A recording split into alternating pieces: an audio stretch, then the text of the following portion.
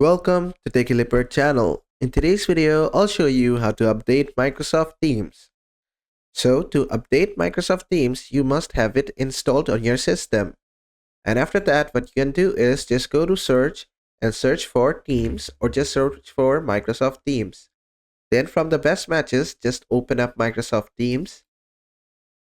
Then you'll get this Microsoft Teams box or the window. Now from here on the top right, you're gonna find your profile picture. Just next to it, you're gonna see the more actions or the settings button. Just click on this three dot button.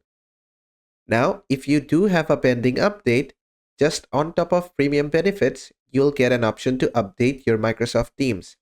Currently, I don't because I'm in the latest version of the system. If there's an update, you'll see a button here and just click it.